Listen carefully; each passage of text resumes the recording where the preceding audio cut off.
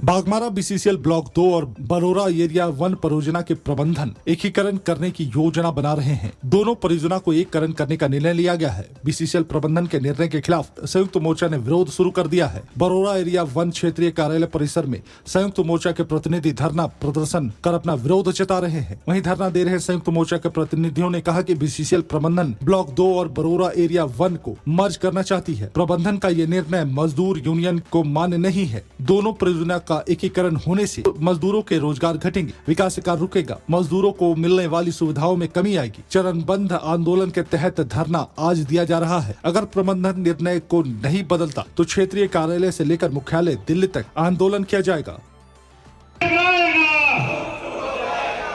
निजीकरण बंद करो, एमडीओ मोड नहीं चलेगी, एमडीओ मोड नहीं चलेगी।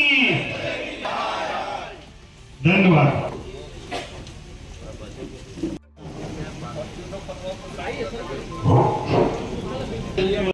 ब्लॉक 2 एरिया बरोरा एरिया को बीसीसीएल जो एक एरिया बनाने का साजिश चल रही थी, उसको आज चरणबद्ध आंदोलन के माध्यम से विस्थापितों का अधिकार लेंगे, रैयतों की जमीन का अधिकार लेंगे, नियोजन लेंगे और वेलफेयर की सारी मांगों को हम पूरा करेंगे।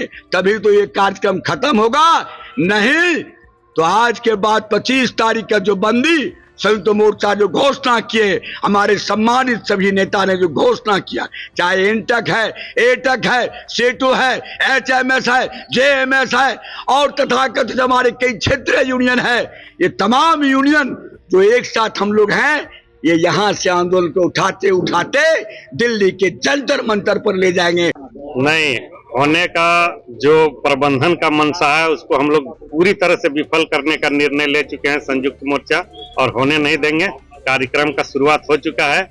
यदि नहीं मानती है तो हम लोग माने चक्का जाम आंदोलन तक भी करने जा रहे हैं। और ऊपर में तो कार्यक्रम शुरू है ही है। हम लोग का केंद्रीय नेतृत्व कार्यक्रम का आगाज कर दिया, उसमें हम लोग उनका भरपूर सहयोग देंगे और साथ देंगे। और इनका जो भी प्रबंधन का मांग है, जो भी उन लोग का मंसूबा है, गलत मंसूबा, वो कभी सफल नहीं होने देंगे। आप भी जानते हैं कि बहुत सारी परेशानी है। एक एरिया में जितना फंड मिलता है, विकास से लेकर के, सुविधा से लेकर के, प्रमोशन से लेकर के, हर तरह का सुविधा है। ये तो सर्वविदित है कि जितना माइंस रहेगा, जितना एरिया रहेगा, उतना मजदूरों को, जनता को सुविधा मिलेगा। जरूर घटेगा, वो तो धीरे धीरे देख रहे हैं। आपकी एरिया 1 में कम से कम 6-7 खदानें चलती थी, उसको सिमट के 1 या 2 में कर दिया है। और धीरे धीरे ब्लॉक 2 को भी समेट के बहुत धीरे धीरे 1 कोलियरी बचा हुआ है। इस तरह से अब सभी एरिया को मिला करके समेटने का प्रयास कर रही है बीसीसीएल प्रबंधन, कोल इंडिया। उसका तो विरोध होना ही है। मुराइदी कोलियरी के मैनेजमेंट या बरोरा एरिया मैनेजमेंट एक चिट्ठी निकाल दिया कि जिन मजदूरों को दामोदा कोलियरी में अस्थायी रूप से हस्तांतरण किया गया है, उन मजदूरों को अस्थायी रूप से दामोदा कोलियरी में हस्तांतरण किया जाता है। इस पर जो यूनियन के प्रतिनिधि थे और मजदूर थे, उनको अविश्वास लगा कि प्रबंधन, बरोरा एरिया प्रबंधन बात कुछ और करती है और काम कुछ और करती है। इसी दरमियान ये जानकारी मिली कि जो नया फाइनेंशियल ईयर अब जो शुरू होगा, अप्रैल महीना से जो नया वित्तीय वर्ष शुरू होगा, उसमें बरोरा और ब्लॉक 2 क्षेत्र दोनों को एक करने का प्रस्ताव मैनेजमेंट के विचार में चल रहा है। इसलिए हमारे सभी संयुक्त मोर्चा के जो नेतागण हैं, बरोरा क्षेत्र के और ब्लॉक 2 क्षेत्र के, सबने आपस में विचार विमर्श किया।